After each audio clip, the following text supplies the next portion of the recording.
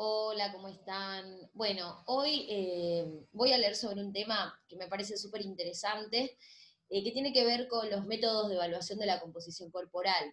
Esto lo podemos aplicar a varias áreas de la medicina, de las ciencias. En este caso yo lo busqué con el tema de estos aparatos que existen para medir la composición corporal de las personas, sea capaz más que nada orientado a ver la cantidad de músculo que hay, la cantidad de grasa, relacionado con la salud, con el entrenamiento. Obviamente que después hay aparatos que se evalúan para ver la cantidad de hueso en pacientes con osteoporosis y bueno, o detectar patologías ya mucho más avanzadas, como resonancias magnéticas, tomografías. Pero bueno, en el caso yo lo busqué para ver cuáles son estos métodos de evaluación de composición corporal con estas máquinas que encontramos en los gimnasios y demás lugares. Y encontré este estudio que es una revisión que está bastante buena, de muchos estudios de composición corporal de cómo funcionan estos métodos. Entonces la idea es ver una lectura en pantallazo general de qué se trata cada uno. Vamos a comenzar con la lectura. Dice métodos de evaluación de la composición corporal, una revisión actualizada de descripción, aplicación, ventajas y desventajas. Muy bien, autores, bueno, los que hicieron el metaanálisis, Moreira, Aubin, etc. Resumen. Entonces, el estudio de la composición corporal es un tema de interés creciente que puede ser utilizado tanto para la investigación como para fines clínicos. Para los profesionales de las ciencias de la salud es importante conocer las características de los diferentes métodos de evaluación y análisis de la composición corporal, ya que cambios en esta guardan relación directa con la salud y el riesgo de enfermedades. Actualmente, los métodos de análisis de la composición corporal son divididos en tres grupos, donde están el método directo, los indirectos y los doblemente indirectos. Entonces, espérenme un segundo que les voy a mostrar una imagen. Bueno, acá recién usé la pizarra. Entonces, vamos a tener, ¿sí? Métodos directos, indirectos y doblemente indirectos.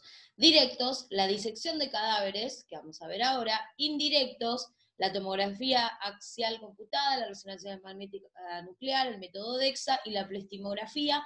Y los doblemente indirectos van a ser la antropometría y la bioimpedancia. Esto es para que quede claro cuáles son los métodos a grandes rasgos que hay, los directos, los indirectos y los doblemente indirectos. Y vamos a ir viendo cada uno, ¿sí? Vamos a volver al texto.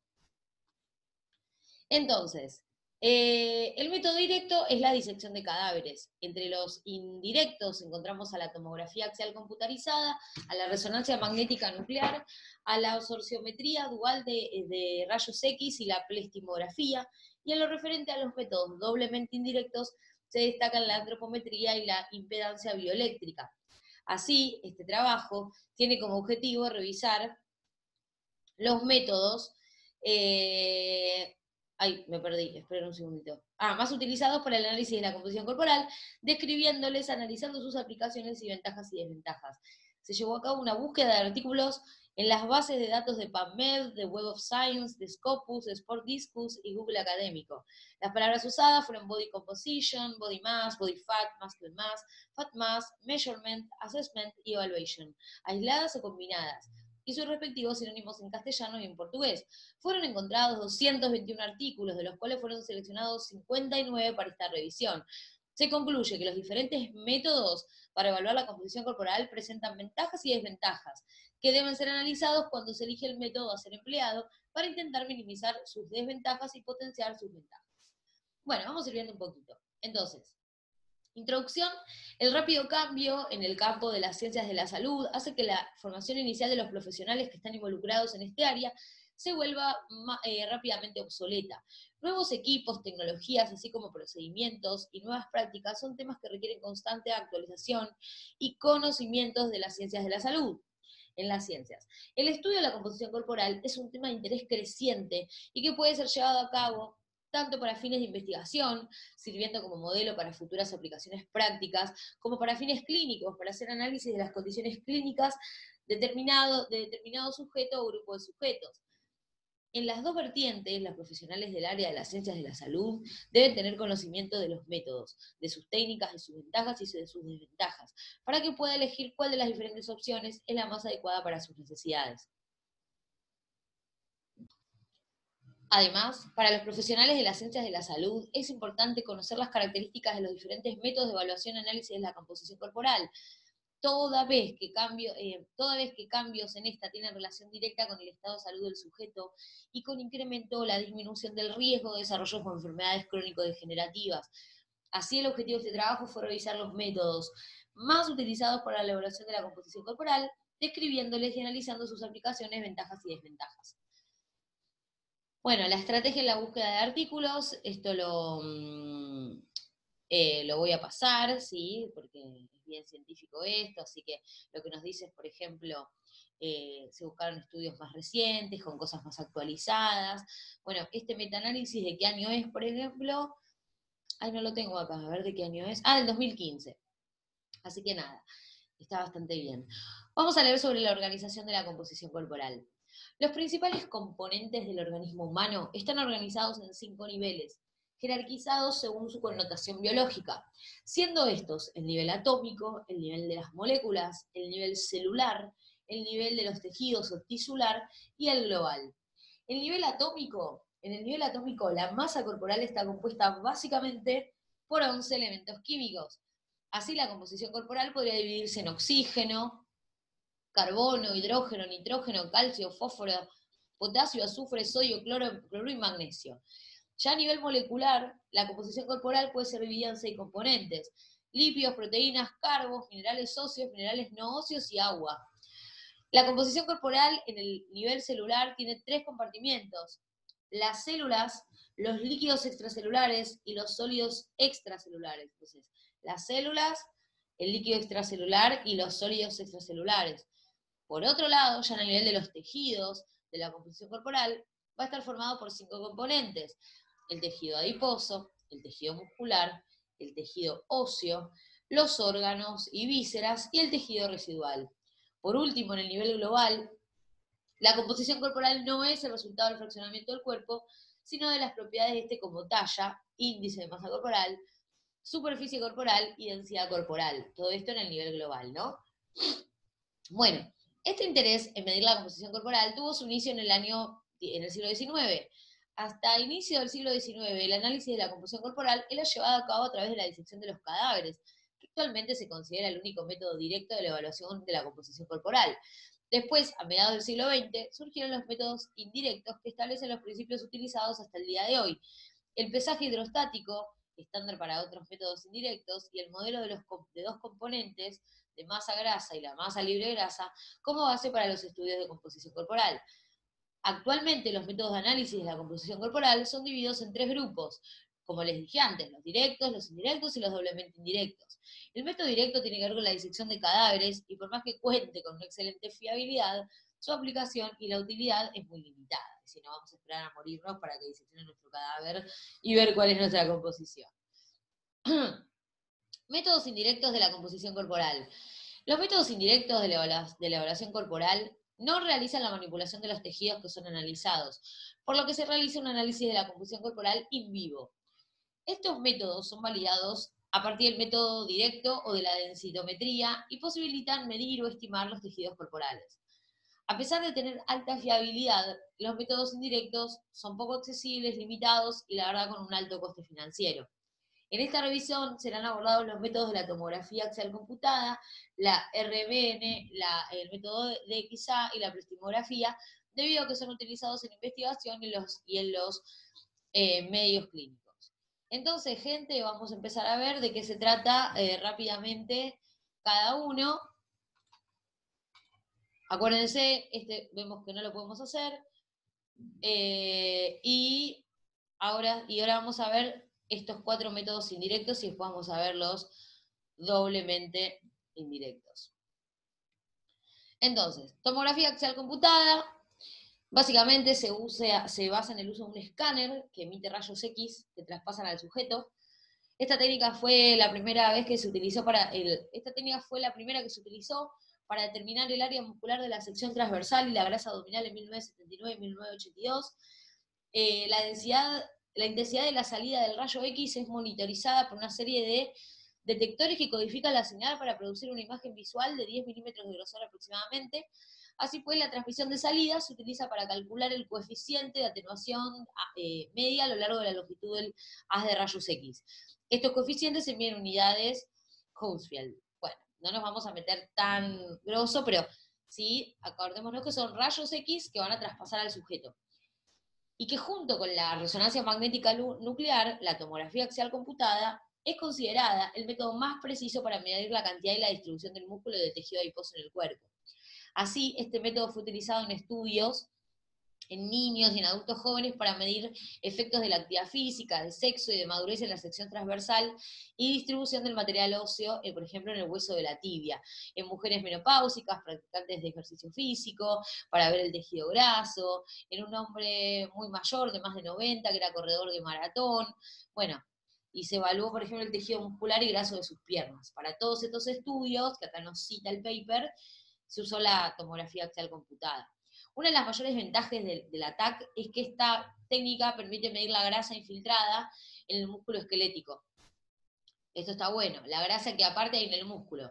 Además tiene gran precisión y repetitividad y proporciona mayor información sobre músculos, tejido adiposo y órganos que otros métodos como DXA o la impedancia bioeléctrica. Las desventajas es que tiene que ver con la exposición del paciente a una elevada dosis de radiación y el coste del instrumento. O sea, no podemos estar todo el tiempo elevando radiación a la gente, que es un agente mutagénico. Ahora vamos a ver la resonancia magnética nuclear. Y yo, mientras tanto, me tomo un mate. Si quieren, ustedes pueden poner pausa, adelantar, no sé. Bueno, la resonancia magnética nuclear es una técnica que puede proporcionar imágenes de los componentes corporales y de la composición de los tejidos. Asimismo, puede utilizarse para conocer la composición corporal total o de un área en concreta. Esta técnica se basa en la interacción de los núcleos atómicos del hidrógeno y de los campos magnéticos generados y controlados por el dispositivo. Entonces acá no son rayos X, acá tiene que ver con los núcleos del hidrógeno y campos magnéticos, por eso es resonancia magnética nuclear. Se van generando campos magnéticos y cómo va interaccionando con los núcleos atómicos del hidrógeno. Cuando el sujeto se coloca en el interior del imán de un aparato de resonancia magnética nuclear, los momentos magnéticos de los fotones tienden a alinearse con el campo del imán. Cuando un campo de radiofrecuencia pulsada se aplica a los tejidos del cuerpo, los protones del hidrógeno absorben la energía. Cuando la radiofrecuencia pulsada se apaga, los protones vuelven gradualmente a su estado anterior y liberan la energía absorbida en forma de señal de radio frecuencia pulsada que se utiliza en el desarrollo de las imágenes de resonancia magnética. Para incrementar el contraste entre el tejido adiposo y el músculo esquelético, los sistemas de captación de datos de las resonancias magnéticas están programados para conocer la densidad de los protones específicos y de los tiempos de relajación de los diferentes tejidos. Entonces vos sabés que un protón, ¿sí? Tiene una determinada, ¿cómo se llama?, captación, los del tejido muscular y una determinada captación otros. Entonces, bueno, una vez que vos conoces las características de ese tejido, sabés cómo va a funcionar ese protón. La técnica de adquisición de los datos, PINEC utiliza los tiempos de relajación T1 en el tejido adiposo y el músculo esquelético para proporcionar imágenes de alta calidad. De manera específica, el tiempo de relajación T1 para el tejido adiposo es mucho más rápido que para el músculo esquelético. Entonces, el tiempo de relajación, o sea, ese tiempo que va a tardar, es, por ejemplo, mucho más corto en el tejido adiposo que en el esquelético. Algunos ejemplos de estos estudios que utilizaron la resonancia magnética nuclear, eran mujeres atletas, bueno, acá hay varios estudios que nos van a mostrar. Bueno, las ventajas de este método para medir la grasa visceral, las ventajas ¿cuáles son? Es la validez que tiene para medir la grasa visceral y la capacidad de establecer inferencias sin someter al sujeto a las radiaciones que tiene la tomografía axial computada. Su precisión es muy elevada y un coeficiente de variación entre 2 y 6. La consideración de este método como un gold estándar a la hora de medir la masa muscular y a la hora de medir la cantidad y volumen de tejido adiposo abdominal. Además, este método no emite radiación ionizante. Por otro lado, las posibles desventajas de este método son el coste elevado y la baja accesibilidad, la realización de manual de mediciones y la necesidad de mucho material clínico y la definición de diferentes depósitos del tejido adiposo que depende de la configuración del escáner. Bueno, entonces, caro, ¿sí? A veces hasta mismo este método en los hospitales se hace de noche por un tema de la energía que gastan, pero bueno, sepamos que que nada, que son los dos métodos gold estándar junto con la tomografía, ¿sí? Ahora vamos a ver lo que es el método DXA o DEXA, que es la absorciometría dual de rayos X. La DXA es un instrumento utilizado para medir diferentes parámetros de la composición corporal, como masa muscular, masa grasa y la densidad mineral ósea, pudiéndose detectar posibles enfermedades. En un principio, DEXA fue concebido para medir la DMO con las mejores técnicas, ampliando sus posibilidades. Bueno, entonces, ¿cómo es el procedimiento? A través de la atenuación de fotones. Cuando los fotones atraviesan los tejidos de los sujetos, son absorbidos o diseminados por efecto fotoeléctrico y por el efecto Compton. El efecto Compton consiste en el aumento de la longitud de onda de un fotón de rayos X. Bueno, no nos vamos a meter tanto en esto. El estudio de la composición corporal con DXA asume que existen 3 tipos de componentes en el cuerpo con base a las propiedades de atenuación de los rayos X. La masa grasa, la masa muscular y la masa mineral esquelética. Los tejidos blandos, por su alto contenido en agua y el compuesto orgánico, reducen de menor manera el flujo de fotones en comparación con el mineral del hueso, y por ello los píxeles que contienen hueso son mucho más fáciles de distinguir. Entonces esto es importante, esto se usa mucho para ver el tema del tejido óseo, ¿sí? Se usa mucho para detección de osteoporosis, en densitometrías. Entonces, antes lo leí, lo voy a leer. Dice, cuando los fotones atraviesan los tejidos de los sujetos, son absorbidos o diseminados por efecto fotoeléctrico y el efecto Compton. El efecto Compton consiste en el aumento de la longitud de onda del fotón de rayos X cuando choca con un electrón libre y pierde parte de su energía. La frecuencia o la longitud de onda de la radiación dispersada dependen de la dirección de la dispersión. En general, el efecto de atenuación de fotones desciende al aumentar la energía del fotón. Entonces, existen 3 tipos de componentes en el cuerpo en base a las propiedades de atenuar estos rayos X. La masa grasa, la masa muscular y la esquelética. Y los blandos, por su alto contenido en agua y compuestos orgánicos, reducen en menor medida el flujo de fotones en relación con el hueso, y por eso es más fácil de distinguir. Así la DXA permite separar primeramente al cuerpo en 2 componentes principales, el óseo y el blando, pudiendo separarse el tejido blando en masa grasa y masa magra, siendo un instrumento interesante para aquellas personas que tienen un mayor factor de riesgo de pérdida de masa muscular debido a enfermedades como osteoporosis, cáncer o esclerosis múltiple. Bueno, acá tenemos todos los métodos cuando fue utilizado, ¿sí? Bien, ¿qué más? Tiene ventajas y desventajas. Las ventajas es que tiene que ver que es una técnica no invasiva, fácilmente aplicable y con una radiación muy pequeña, equiparable a la que se percibe durante un vuelo transoceánico o un 10% de la sufrida de una radiografía de tórax, así como un tiempo de aplicación muy reducido y que mide diferentes regiones corporales.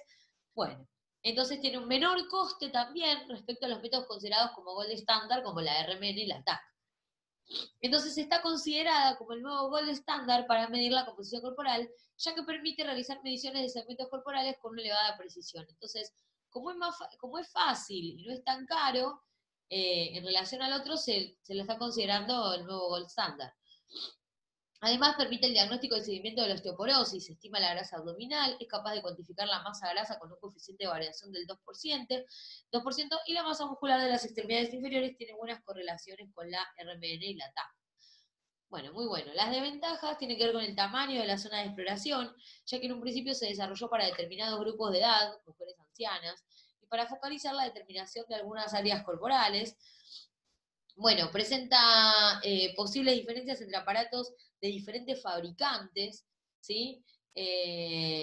Aún no proporciona una buena fiabilidad para ser considerado gold estándar en personas que tienen un peso inferior menor a 90, y aún no presenta una presión muy grande para medir pequeños cambios en masa muscular. No es muy preciso para pequeños cambios en masa muscular, algo de eso había leído. Tras un periodo de entrenamiento. Es un aparato caro y sus medidas de grasa pueden sufrir variabilidad por el estado de hidratación de la persona, aunque existen otros autores que niegan esta influencia.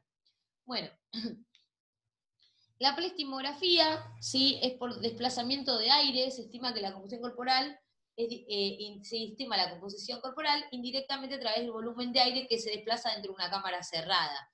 Este método En este método es utilizada la relación inversa entre presión y volumen, basada en la ley de Boyle para determinar el volumen corporal.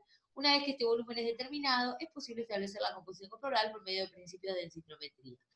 Bueno, se ha usado en algunos lugares. La ventaja de este método es que tiene una elevada precisión y fiabilidad, eh, y es fácil de aplicar. Las desventajas es que tienen que ver con el mantenimiento de una temperatura constante para que la ley de Boyle pueda aplicarse.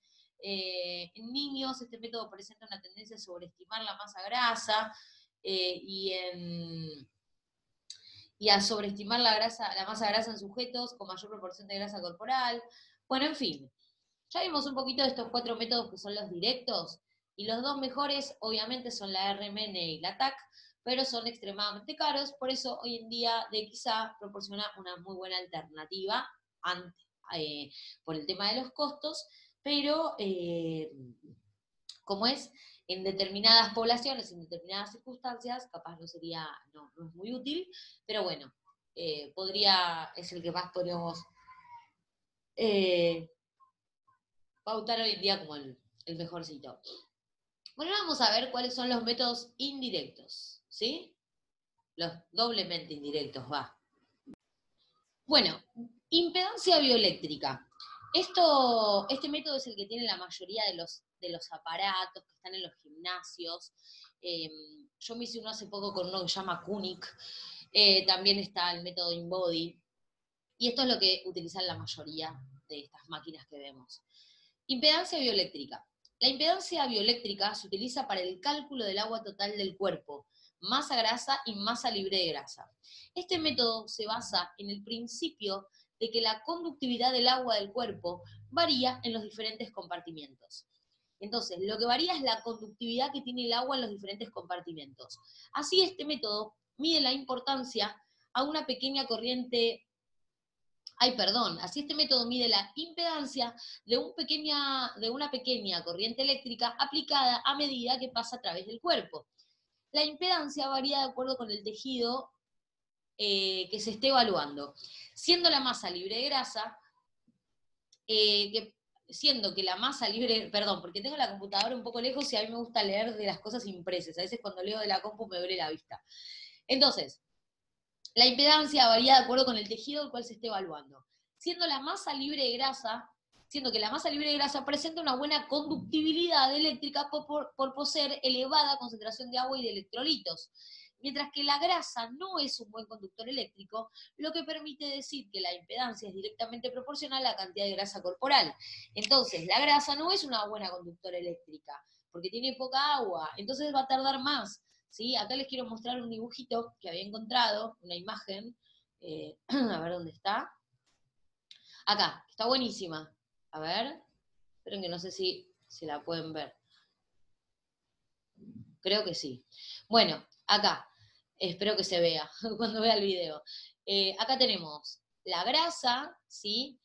Que tiene poca agua, ¿sí? Dice, la corriente no fluye, digamos, hay alta resistencia, entonces hay alta impedancia. En el músculo y en el agua, que es un buen conductor, ¿sí? La corriente fluye de manera fácil, la resistencia es baja, hay una baja impedancia, ¿se entiende? Entonces este sería el método. Vamos a seguir con la lectura. Entonces, la impedancia varía de acuerdo con el tejido que se esté evaluando, como les dije antes, siendo que la masa libre de grasa, me parece como que no están viendo la pantalla. Espérenme un segundo. Ahora sí. La impedancia varía entonces de acuerdo al tejido que se esté evaluando, siendo la masa libre de grasa, disculpe, cosas de la informática me vuelven loca, ¿sí? O sea, el programa me decía que no estaba capturando el video. Entonces, vamos de vuelta. Entonces, otra vez, la masa libre de grasa presenta una buena conductividad eléctrica, o sea, el músculo, por poseer una elevada concentración de agua y electrolitos, mientras que la masa grasa no es un buen conductor, lo que permite decir que la impedancia es directamente proporcional a la cantidad de grasa corporal. Los valores de impedancia bioeléctrica se convierten en valores que reflejan el agua corporal total o líquido extracelular para posteriormente, a través de ecuaciones, conocer la masa muscular. La fiabilidad y precisión de este método puede sufrir influencia de varios factores, como el tipo de instrumento, los puntos de colocación de los electrodos, el nivel de hidratación que ese día tenía la persona, la alimentación, el ciclo menstrual, la temperatura del ambiente, y la ecuación de la predicción utilizada en general es cercana a 0,84 en comparación con la DEXA. Entonces, bueno, va a tener que ver cómo esté tu cantidad de agua ese día. De esta manera, algunos cuidados deben ser observados antes de la realización de la bioimpedancia eléctrica para evitar la producción de errores, como no comer o beber 4 horas antes de la prueba, no hacer ejercicios 12 horas antes, orinar 30 minutos antes, no ingerir alcohol 24 horas antes y no haber usado diuréticos en los últimos 7 días. Qué importante esto. Al gimnasio que yo voy, o la persona ni bien llega, o terminas de entrenar y te lo hacen, y puede estar sumamente sesgado. A mí me dio que tenía mucha masa muscular y yo terminaba de entrenar. Capaz había, no sé. Bueno, no, pero debía haber agua, ¿o no? Supuestamente había poca agua, influiría para mal y me dio bien. Bueno, ejemplos de investigaciones que utilizaron este método de evaluación fueron varios, ¿no? Jóvenes saludables para la India, pacientes con disturbios alimentarios, en hombres mayores con y sin demencia para ver la antropometría. Bueno, las principales ventajas de este método es que el carácter es no invasivo, que el aparato es relativamente barato, que la evaluación presenta un bajo coste, es decir, fácil aplicación y es un método muy rápido. Entre tanto, presenta desventajas como limitaciones de aplicación en pacientes que presentan retención de líquidos, edemas periféricos, problemas hidrostáticos, o en deportistas no es un método adecuado ya que tiene un error del 3%, lo cual es demasiado grande para dar instrucciones adecuadas del deportista de su estado de salud. Además de esto, un ligero cambio en el lugar de los electrodos puede producir una variabilidad del 2% de los resultados en diferentes días. Y si yo he visto estudios así que de un día para el otro hay variaciones. Pero vamos a hablar de la antropometría, que es el que usamos, el que la mayoría de los nutricionistas, porque se puede hacer de manera muy fácil y está bastante bueno para seguimiento de nuestros pacientes. Antropometría. La antropometría consiste en la evaluación de las diferentes dimensiones corporales y de la decomposición global del sujeto, siendo utilizada para diagnosticar el estado nutricional de poblaciones y la presencia o ausencia de factores de riesgo cardiovascular, como la obesidad o la cantidad de grasa abdominal. De las innumerables técnicas utilizadas en la antropometría, el índice de masa corporal es el más empleado y aporta informaciones acerca del estado de salud del sujeto. La relación entre la circunferencia de cintura y de la cadera también es otra técnica antropométrica muy empleada, recomendada por la Organización Mundial de la Salud, como un buen predictor de la obesidad central en estudios poblacionales. Estas dos técnicas antropométricas tienen una especial importancia, pues valores elevados del IMC o de la razón cintura-cadera están asociados con una mayor incidencia de mortalidad, diabetes y enfermedades cardiovasculares. Estas técnicas fueron utilizadas por estudios como Costa y Moreira, que son profesores universitarios de Brasil, y tenemos acá varios que se usan, ¿no?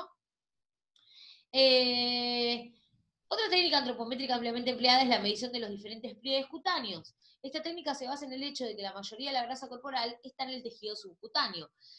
De la mayoría, aunque como la distribución de grasa subcutánea no es uniforme, es decir, hay regiones con más y otras con menos, las medidas de pliegues cutáneos deben ser realizadas en diferentes partes del cuerpo. A partir de la medida de estos pliegues cutáneos es posible estimar la densidad corporal total utilizando algunas ecuaciones matemáticas desarrolladas por diferentes grupos poblacionales. Entonces, con estos valores calculados es posible estimar la masa grasa y la masa magra corporal. El nivel de precisión de la medida de la composición corporal por el método de los pliegues cutáneos depende del tipo de calibración del compás utilizado, del nivel de entrenamiento del medidor, de la precisión y de la técnica del evaluador, de la precisión de la identificación de los puntos anatómicos que deben ser medidos. No obstante, este método asume algunos principios que pueden llevar a un error, como considerar que la compresión ejercida por el instrumento o el evaluador sobre el pliegue es siempre la misma, inferir que la masa grasa visceral a partir de la subcutánea, o considerar que el patrón de masa grasa es constante a lo largo de los tejidos. Así, considerando otros factores y teniendo en cuenta que cada ecuación utilizada para la estimación de la densidad corporal, masa grasa o magra tiene un error, en relación a su gold estándar de comparación, puede sumarse errores como la falta de precisión del evaluador o del compás. Es posible que este método presente baja fiabilidad y elevada variación. En este sentido, este método es más recomendable para estudios poblacionales, donde los errores que pudieron cometerse son diluidos en un mayor número de personas. Cuando es utilizado en muestras más reducidas, es más aconsejable la utilización de la sumatoria de pliegues sin el uso de ninguna ecuación predictiva para intentar evitar errores e incrementar la precisión y la consistencia de las medidas eh, obtenidas por este método. Bueno, es uno de los métodos más empleados de las investigaciones de campo, como por ejemplo en el deporte, y siempre y cuando no es posible tener un aparato más sofisticado de evaluación de la composición corporal. Bueno, obviamente, gente, a ver, la antropometría está buenísima, pero si vamos a una precisión, una resonancia magnética nuclear, y bueno, seguramente puede tener errores. Pero para que una persona se controle, mida sus pliegues subcutáneos, siempre con el mismo medidor, se vayan viendo las diferentes evolución de las medidas, está bueno, porque uno va viendo cómo se va modificando su composición corporal. Y más que nada, si lo que importa es bajar la grasa, y el calibre da siempre, si lo tenés siempre bien calibrado, el calibre da siempre lo mismo. Entonces, si vos medís, por ejemplo, no sé, la grasa subcutánea del tríceps, la volvés a medir al mes, volvés a poner el calibre en el mismo lugar, y uno va viendo cómo va bajando esa cantidad de grasa en ese lugar o va aumentando, depende. Es un método que está bueno porque es práctico y es real. Díganme quién se puede hacer una resonancia magnética nuclear. Bueno, entonces, acá, estudios que realizaron bueno, hay varios que usaron esto para ver en deportistas. Las ventajas de este método de antropometría son el bajo coste de su aplicación, cuando es comparado con otros métodos, la facilidad de su aplicación, la sencillez, la facilidad de transporte, lo que permite su utilización en investigaciones de campo, además de estar validado por una amplia franja poblacional que engloba desde niños hasta mayores, pasando por atletas y personas enfermas. Por otro lado, este método presenta un margen de error entre el 3 y el 11 y la necesidad de ser realizado por personas altamente entrenadas para que la medida sea fiable.